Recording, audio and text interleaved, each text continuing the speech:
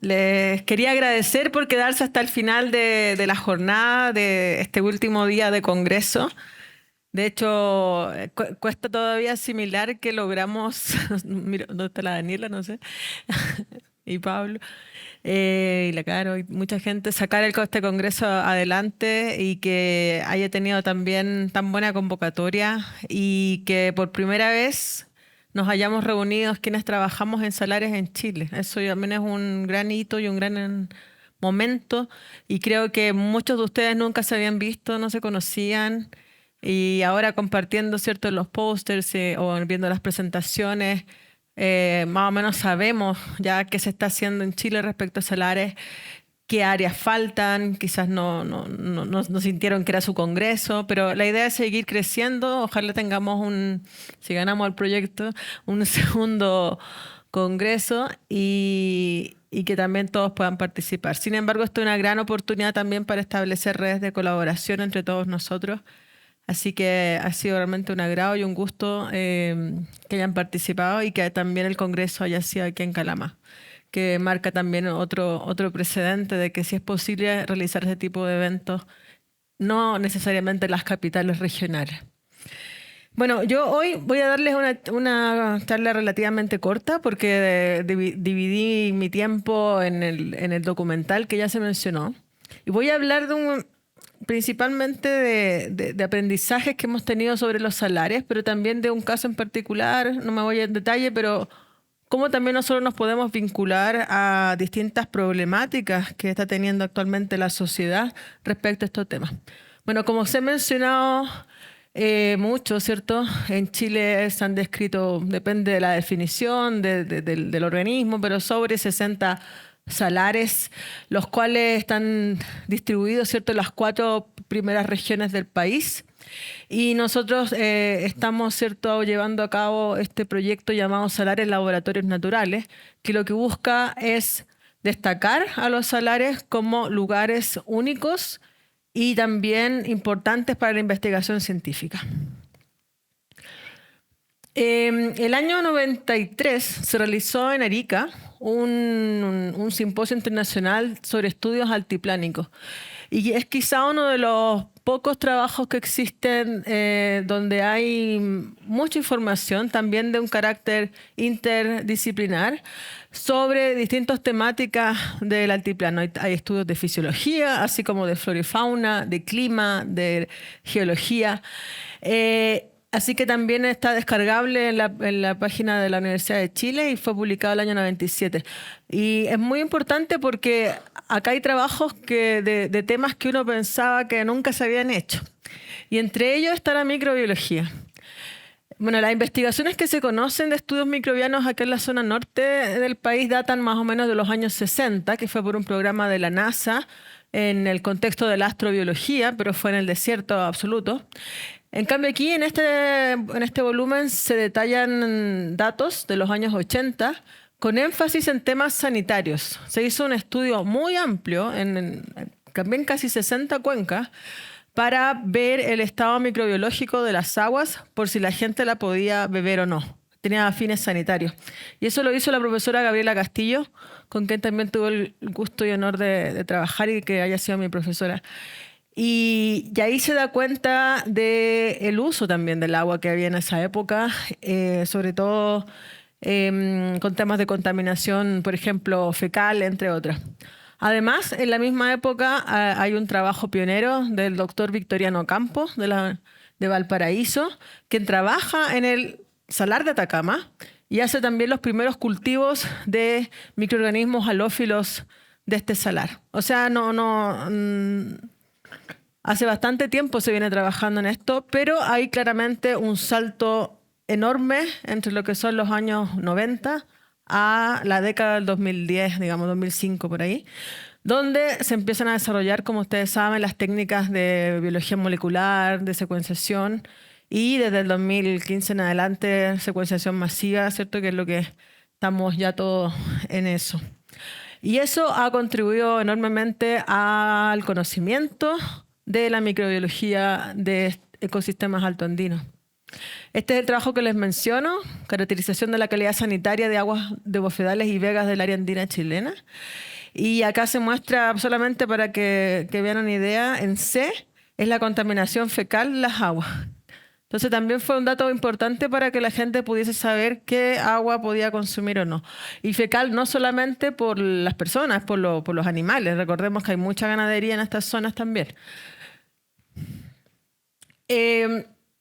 Aquí también se muestra en este trabajo, en esta revisión, los tipos de disciplinas que se han desarrollado en el ámbito microbiológico. En rojo están hasta el 2005, principalmente relacionados a diversidad microbiana, algún par de descripción de especies, ahí cuando usábamos clonamiento. Y desde el 2006 en adelante, si se fijan, hay un avance pero enorme en el número de publicaciones relacionadas justamente con las técnicas de secuenciación masiva. Pero también vinculado a preguntas muy específicas, por ejemplo, astrobiología, también otros respecto a cambio climático, a biotecnología, biogeoquímica, los efectos de la adaptación a estas condiciones extremas, entre otros. Bueno, la microbiología o los microorganismos, como sabemos bien, están en todas partes. No hay lugar donde exista. Y a nosotros lo que nos pasó cuando empezamos a trabajar en Salares específicamente, estaba muy arraigada la idea de los ambientes extremos. Y los ambientes extremos siempre se definían como lugares donde muy pocas especies podían vivir. Entonces, en la microbiología también de ambientes extremos siempre habían trabajos muy específicos sobre ambientes salinos, ambientes termales, ácidos, pero los salares eran algo completamente distinto porque tenían todas las condiciones juntas. Y más encima, en un ambiente como es el altiplano, en altura, con la mayor radiación solar del planeta y con una extremadamente alta variabilidad diaria, estacional, que nuestros primeros resultados en realidad costó bastante publicarlos porque daban cuenta de una diversidad altísima. Entonces, ¿cómo si estos son sistemas extremos? Entonces los empezamos a llamar poliextremos en realidad. Y esas condiciones hacen que justamente vivan muchos tipos de microorganismos en estos sistemas. Pero también hay bellezas como esta, adaptaciones de la naturaleza. Este es el caso de los caracoles en la Laguna Piular, en el Salar de Atacama, donde ustedes pueden ver arriba de la concha que se forma un tapete microbiano. Son biopelículas complejas, ¿cierto? Fotosintéticas. Y estos son los huevos del caracol que se quedan pegados a la cubierta de estas biopelículas por la presencia, ¿cierto?, de exopolisacáridos. Entonces acá hay una adaptación también muy interesante para que los huevos no se dispersen en el agua y se queden junto al caracol basado en microorganismos. Así como estas interacciones hay muchas. Solamente hay que saber mirar para encontrarlas. Bueno, como hemos visto también en estos 2 días, 3 días ya, muchísimas fotografías de salares. Los salares son sistemas realmente impresionantes. La belleza es muy difícil de describir, ¿cierto? Y sobre todo su biodiversidad y sus diferencias. Cada salar es distinto, lo hemos escuchado muchas veces. Y eso es clave. Es clave porque también para los desafíos que vamos a hablar más adelante, es también interesante cómo vamos a abordar, por ejemplo, los estudios ambientales en salares como si fuesen una sola unidad, siendo que son muy diferentes. Bueno, principalmente, técnicamente, ¿cierto?, son humedales evaporíticos de altura que tienen un balance hídrico negativo. También en varios trabajos vimos, ¿cierto?, cómo a través del tiempo el agua ha disminuido en muchos de los salares por efecto de cambio climático, pero también por acción humana, la cual ha generado daños irreparables, irreversibles en muchos sistemas. Además, son altamente variables. De hecho, unos trabajos que hicimos con Verónica hace mucho tiempo atrás, vimos incluso cambios a nivel de horas en la estratificación de las cianobacterias según la luminosidad. O sea, es realmente, no da lo mismo a qué hora nos muestrea, no da lo mismo a qué hora en la época del año. O sea, cada día es distinto, cada momento es diferente, Que esté o no esté un flamenco pisando ahí también hace una gran diferencia. Por lo mismo también hay una alta biodiversidad, ya la menciono, y también un alto endemismo. Por tanto, ya por definición, los salares son ecosistemas frágiles. Por lo tanto, cualquier intervención en un salar va a producir algún efecto. Por lo tanto, todas las definiciones que tenemos, que normalmente ocupamos en el ámbito ambiental, de sustentabilidad, sostenibilidad, como le quieran llamar, parece que aquí no funcionan bien. Entonces nos genera una complejidad bien interesante. Dentro de todos los salares también hay estructuras microbianas muy evidentes, como son los tapetes microbianos, que también se han conversado, microbialitas y biopelículas. También dentro de las microbialitas, bueno, hay muchos tipos, incluyendo los estromatolitos. Esta fotografía a mí me gusta mucho mostrarla, porque muestra, la sacó Rodrigo, de hecho, que está detrás, muestra los flamencos, pero también el caminar de los flamencos en el sedimento. Quedan marcadas sus huellas, porque mientras van caminando van buscando comida, ¿cierto? Van ramoneando ahí el sedimento. Pero además ese movimiento hace que solubilice gran parte de los nutrientes que están en este sedimento, sobre todo fósforo, que quedan disponibles en la columna de agua, que es muy somera, y puedan, ¿cierto?, mantenerse otras comunidades. O sea, la sola presencia del animal hace, ¿cierto?, que esta red trófica, que es muy también compleja, funcione en estos salares.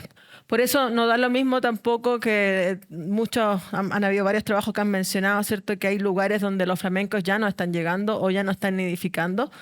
Son por cambios en esta fragilidad. O sea, es muy difícil también mantener estos equilibrios.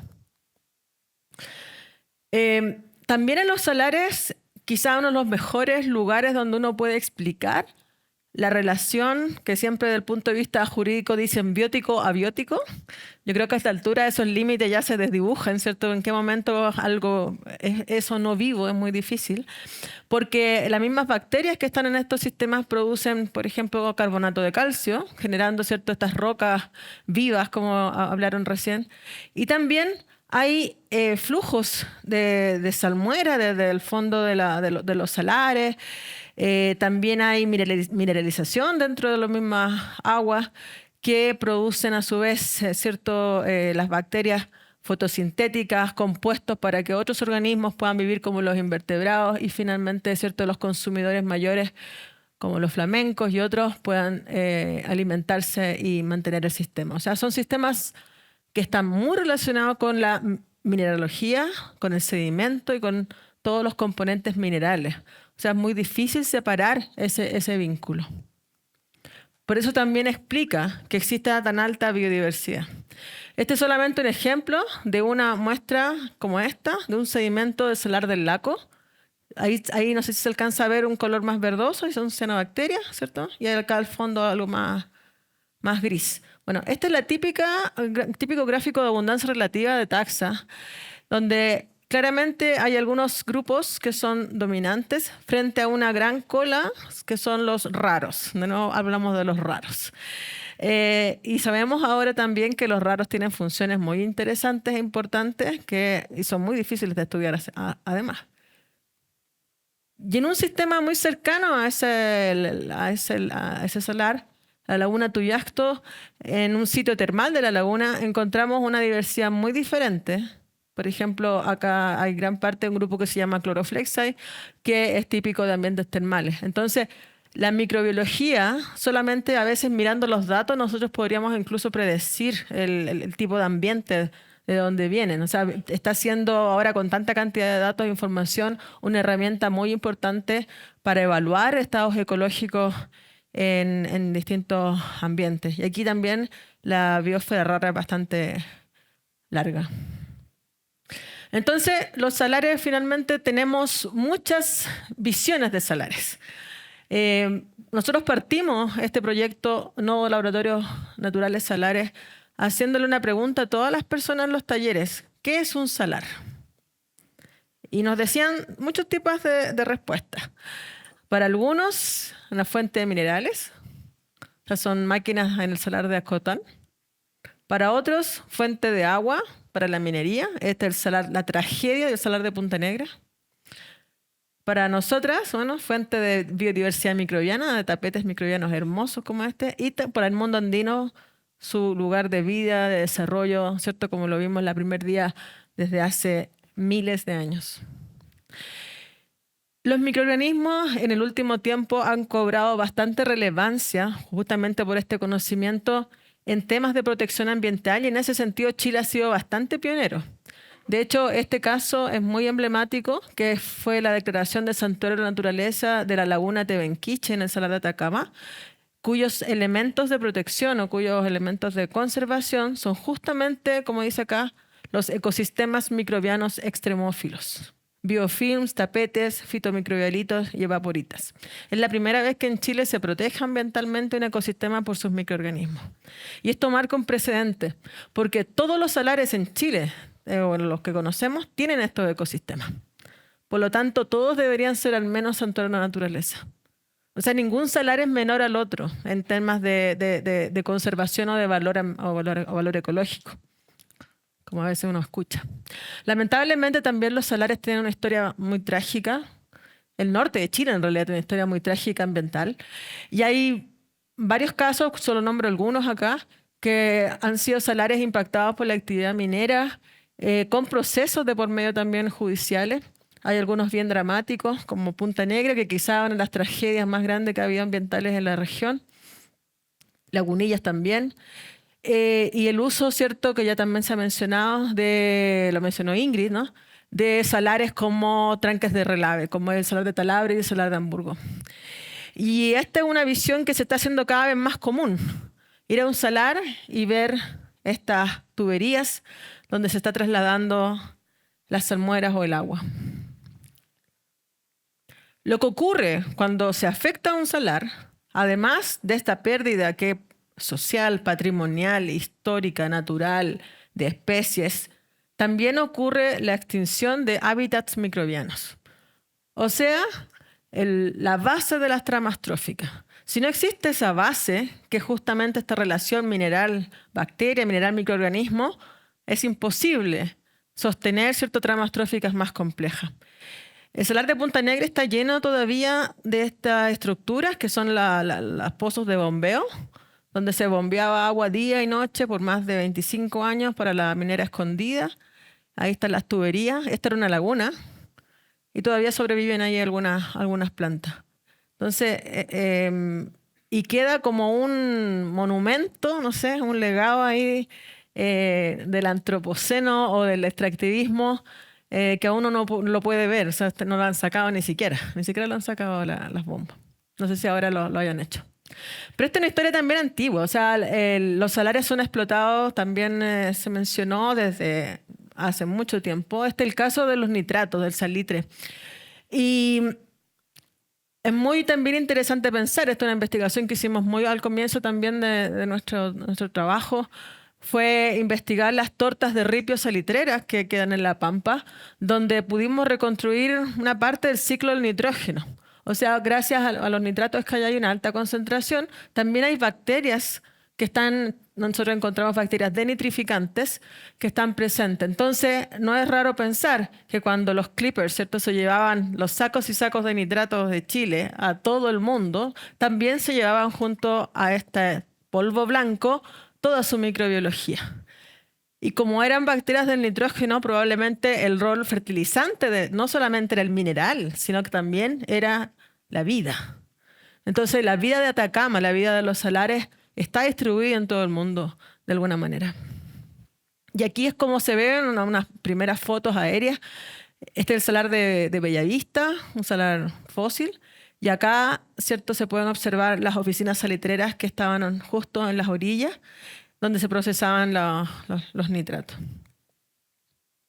Bueno, actualmente otra explotación que está afectando y va a afectar fuertemente a los salares es la extracción de litio, la cual sabemos que existe una gran demanda en el mundo, sobre todo para la la generación de baterías de litio. Sin embargo, el proceso actual que existe no es sustentable de ninguna manera. Se evaporan entre 100 a 800 metros cúbicos por tonelada de litio de agua. Es tan inmensa esta extracción que uno la puede ver desde el espacio. Y ahí hay un ejemplo de esa piscina, por ejemplo, equivale a 7 canchas de fútbol. O sea, es una cuestión realmente importante. Pero eso es agua. Es agua que ha estado acá por miles de años. Es agua fósil que se ha vuelto a la superficie por bombeo. Después se evapora, ¿cierto? Y se espera que se concentren las sales de interés como el litio y otras más. Nosotros también creo que en nuestra vida científica hay varios momentos, ¿no? Uno siempre nos clasifican investigador joven, después uno no se da ni cuenta y pasa a ser senior, después ya jubilado o lo que sea. Pero también yo creo que hay momentos en que uno tiene quiebres en el sentido de lo que está haciendo. Se vuelve a preguntar por qué hago lo que hago. Ojalá lo hagan, o sea, es muy importante. ¿Por qué estudio esto? ¿Por qué no estudio esta otra cosa?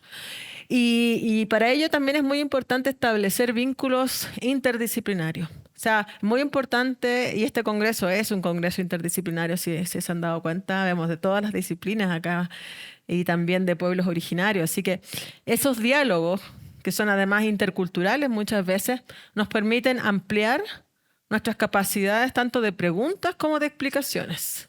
Y fue lo que a mí me pasó. Yo le contaba a Carolina, yo estudié en la Facultad de Ciencias de la Universidad de Chile. Tuve muchos años sacándome la Facultad de Ciencias de la cabeza porque ahí me enseñaron así, de que uno jamás, por ejemplo, podía involucrarse en su objeto de estudio, que uno jamás tampoco podía escribir algo en primera persona.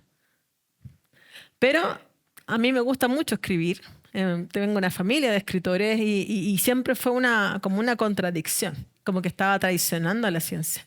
Pero acá en colaboración con Cristóbal Bonelli, antropólogo, conversamos mucho de esto y él me dijo, no, o sea, ya hablamos de otros temas y escribimos este trabajo en conjunto donde proponemos este concepto de microdesastres, que es cuando justamente ocurre un desastre ambiental en un salar, pero que afecta a la microbiología, porque lo cual tiene también un efecto espacio-temporal. O sea, estamos hablando acá de un tapete microbiano que evoca las formas más primitivas de vida del planeta y que están en los salares.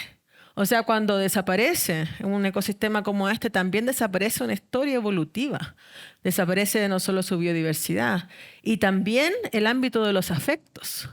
Porque nosotros, querámoslo o no, cuando trabajamos en lo que sea, vamos, ¿cierto?, agarrándole cariño a nuestras bacterias o a nuestros animalitos, ¿cierto? Y eso es inevitable por nuestra humanidad. Entonces, también negar eso creo que ha sido complejo para poder relevar estos tópicos que son bien, bien difíciles.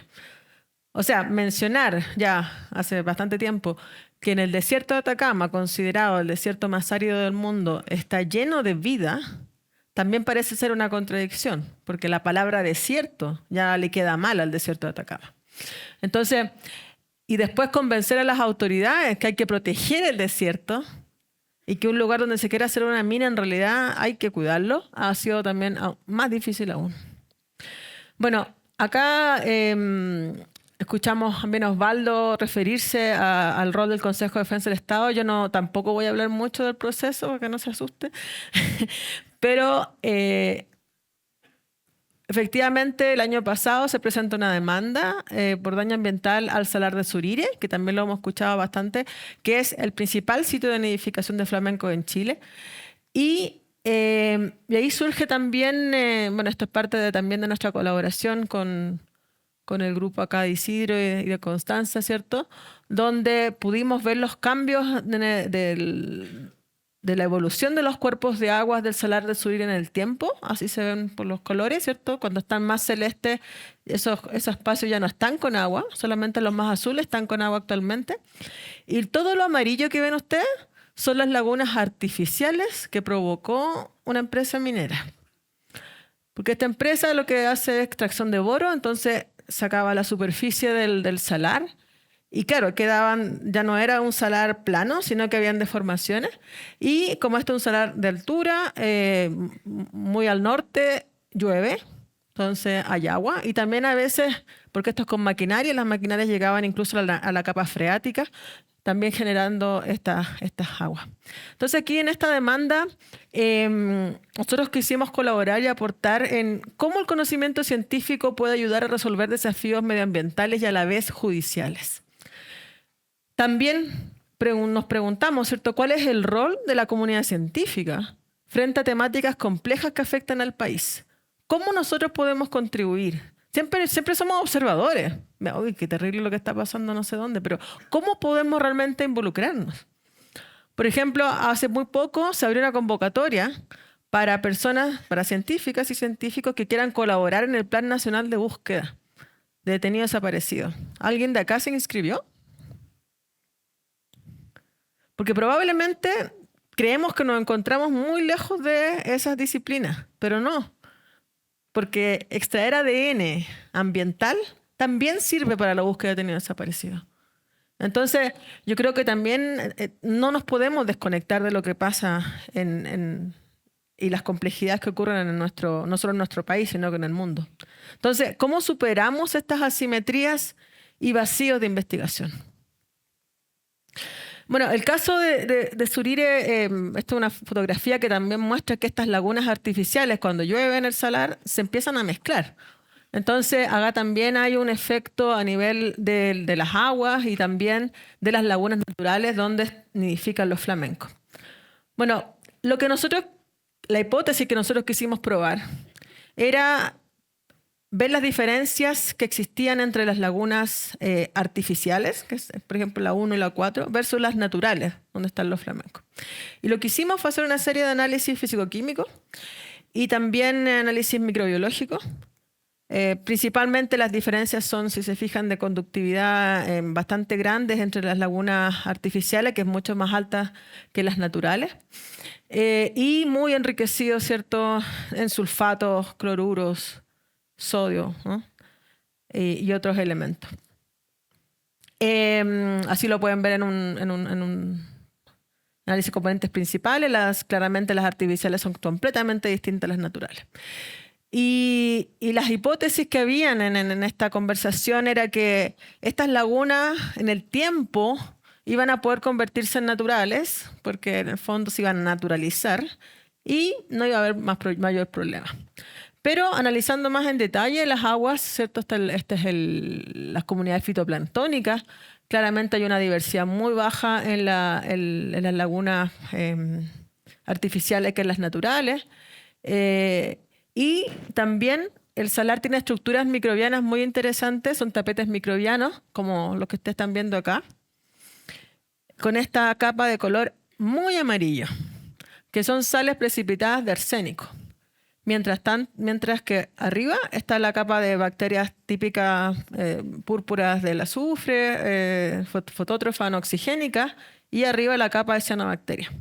Son típicos tapetes microbianos, pero en vez de tener en los otros salares, ¿cierto?, esta capa reducida más gris, acá hay arsénico. Entonces, cuando hay esta remoción de sales, también lo que hay es una remoción del tapete y de estos compuestos químicos que son muy interesantes en el salar de Surire.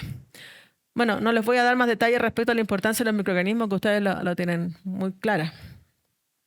Solamente para efectos visuales, esta es la diversidad microbiana que se encontró en distintas muestras.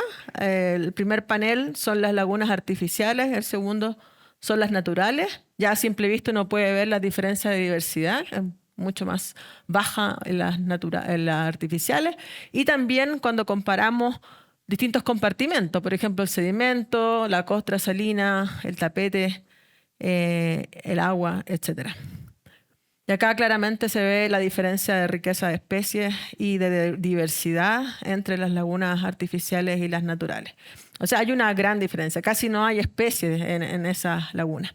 Y esto ocurre justamente porque al analizar las sales nos dimos cuenta que en las lagunas artificiales hay dominancia de sales caotrópicas, que la tropicidad es una característica muy importante para la vida porque permite la habitabilidad, de hecho. Siempre que extraemos ADN usamos sales caotrópicas para eso, porque rompen las proteínas. Entonces, en base a eso, es muy difícil que se pueda establecer, como dice ahí, comunidades microbianas complejas o estructuras microbianas que a su vez puedan sostener tramas tróficas, como por ejemplo que puedan venir los flamencos. Entonces, acá hay un aporte científico de conocimiento con datos a una pregunta que era legal. O sea, nosotros sí podemos aportar. Y también permite entender en qué contexto estamos hablando, ¿cierto? Esto fue una colaboración, ¿cierto?, con Carolina Cubillo. Ella, en 2018, en su tesis doctoral, publicó que el salar de Atacama, las salmueras concentradas del salar de Atacama, son un ambiente hecho por el ser humano, dominadas por cloruro de litio, son los lugares más salinos del planeta. Casi 56% salinidad. Y las de Surire, estas artificiales, alcanzan casi del 30%. Entonces, dominadas, ¿cierto?, por cloruro de magnesio y cloruro de calcio. Por lo tanto, los ambientes que está haciendo el ser humano, sobre todo aquí relacionados a los salares, están también rompiendo récords en cuanto a lo extremo. Por lo tanto, también es importante pensar cómo la vida que está presente en estos sistemas se va a adaptar, se va a extinguir, va a cambiar. No lo sabemos, pero está ocurriendo en este preciso momento. De hecho, estamos en el tiempo cero para poder ver estos cambios. Bueno, este ha sido un largo camino, no voy a dar muchos detalles, pero quiero, para los más jóvenes sobre todo, contarles que cuando nosotros comenzamos a trabajar en Salares, nuestras primeras preguntas eran sobre diversidad, observación, saber qué organismos habían. También sobre la función. Empezamos a trabajar los ciclos biogeoquímicos, ciclo de nitrógeno, del azufre, de carbono. Y también las adaptaciones, cómo era posible que estas bacterias o microorganismos podrían vivir en esas condiciones con tan alta radiación solar, salinidad. También hemos hecho descripción de nuevas especies. Aplicaciones biotecnológicas, que es parte del proyecto Anillo que tenemos actualmente, de los servicios ecosistémicos.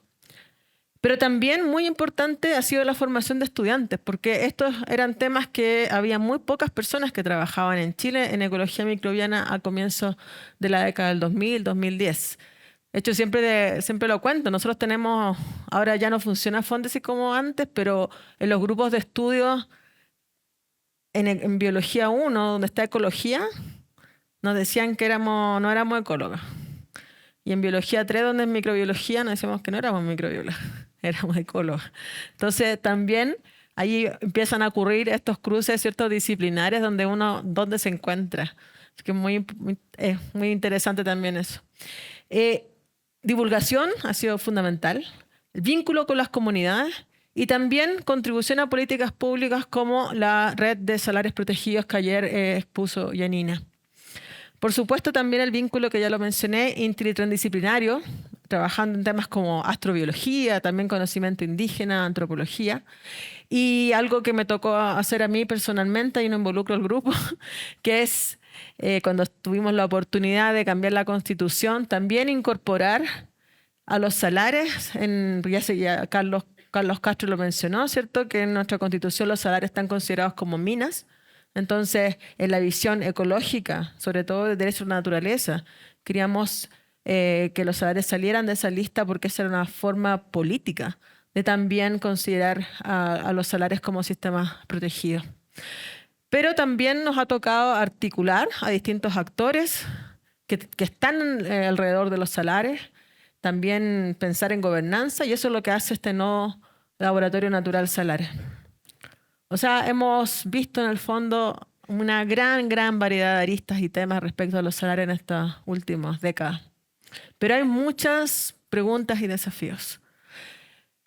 Además de la ciencia por sí misma, la ciencia por curiosidad que nos encanta hacer, ¿cierto?, es muy importante establecer, y lo hemos tratado de hacer nosotras también en el Salar de Huasco, por una década más o menos lo hicimos, observatorios o estudios a largo plazo en salares, porque hay muy poco, en Chile en general hay muy pocos estudios de largo plazo, y que sean amplios y que sean distintos al monitoreo ambiental. Una cosa que siempre nos hemos dado cuenta aquí, que la influencia también de las empresas es fuerte epistemológicamente y muchas personas entienden o creen que la ciencia es monitoreo ambiental en las comunidades. También que existan órganos independientes de investigación. Eso no hay que, nuestro país muy dependiente también de todo este ámbito económico, por lo tanto es importante tener esa independencia. Definir daño ambiental, que ya es complejo, en salares aún más, basado en microbiología, que es el elemento irreductible. Ese es quizás nuestro mayor desafío, que necesita una conversación mucho más amplia. También necesitamos estandarizar técnicas de estudio. Algunos hacen con un partidor, otros con otro, unos secuencian de una manera, unos analizan no sé qué. Entonces, ¿cómo realmente llegamos a un consenso aquello para poder tomar decisiones? También estudiar el impacto de los microorganismos, de las nuevas tecnologías que se proponen, por ejemplo, la extracción directa de litio, entre otros. Y algo que es más difícil aún. Todas estas políticas públicas, como la Estrategia Nacional del Litio, son decisiones de Estado o de un gobierno, pero que las propone como decisiones de Estado. Y las justifica.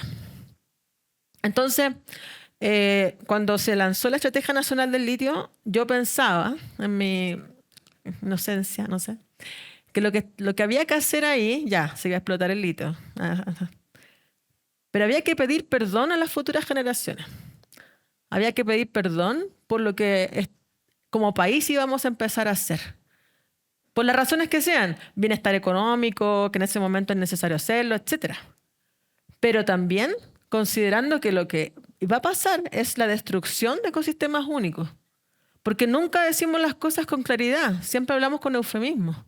Entonces, al no decir las cosas con claridad, se tiende a suavizar quizás realmente los valores y los impactos de estas prácticas. Entonces, ¿cómo abordamos estas complejidades?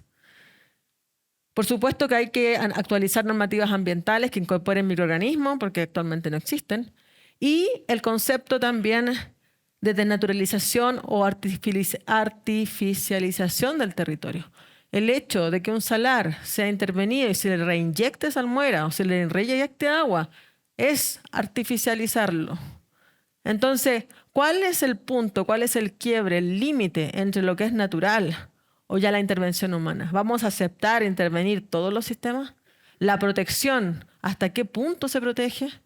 Sobre todo cuando hablamos del punto de vista de los microorganismos. Son temas muy difíciles y complejos, pero yo creo que es importante conversarlos y que también podamos, quizás no vamos a llegar a consensos, pero sí hablarlos y hablar con mucha honestidad respecto a estas temáticas. Le hablaba recién con alguien sobre las paradojas. Estamos por un lado hablando de explotación, pero al mismo tiempo de protección. ¿Se puede? ¿O nos estamos autoengañando finalmente? Entonces, hay que salir también de esas dicotomías que le han hecho muy mal, creo yo, al desarrollo humano y que muestran incluso a nivel científico, o sea, el nivel de publicaciones de ciencia disruptiva. Están picadas. Ya no se hace ciencia que cambia el destino de una disciplina.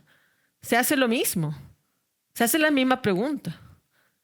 Bueno, acá vimos una gran variedad de temas, pero igual habían clústeres, ¿cierto? Entonces, es una oportunidad también para pensar nuevas preguntas. Bueno, y quiero terminar con esta fotografía donde está Gabriela Mistral obteniendo el Premio Nobel de Literatura el año 1945, al lado de Alexander Fleming, que fue quien descubrió, ¿cierto?, la penicilina. Yo escribí un artículo sobre eso, si a alguien le interesa, Gabriela Mistral y la penicilina, porque tuvo mucha influencia también en decisiones personales y decisiones familiares este encuentro y el encuentro previo también. Porque además Gabriela Mistral fue una diplomática muy destacada que ayudó a muchos científicos a establecerse en otros países para fomentar la ciencia. Y eso fue la inspiración para lo que vamos a ver ahora, que es el documental Life Invisible, que es una iniciativa de la Fundación Nobel. Ellos tienen un grupo que se dedica a hacer outreach o divulgación que comenzó hace un tiempo atrás justamente por todos los movimientos anticiencia y que no se estaban valorando ni conociendo los descubrimientos que habían obtenido algún premio Nobel. Hace 5 años se lanzó una serie de documentales hechos con el Premio Nobel de la Paz. Por ejemplo, hay uno de Malala. Y este año se hizo una serie de trabajos sobre los premios Nobel de medicina y de fisiología. Entonces se eligieron, sí, no sé cómo llegaron a mí, pero se eligieron 3 historias en el mundo. Una es sobre la poliomielitis en Pakistán, que también hay mezcla temas religiosos y de que la gente no se está vacunando. La diabetes en Estados Unidos, también por un tema más bien cultural que ocurre en el sur de Estados Unidos. Y esta historia que la van a ver ahora, que ha sido nuestro trabajo en salares y la búsqueda de antibióticos. Así que espero que les guste. Muchas gracias.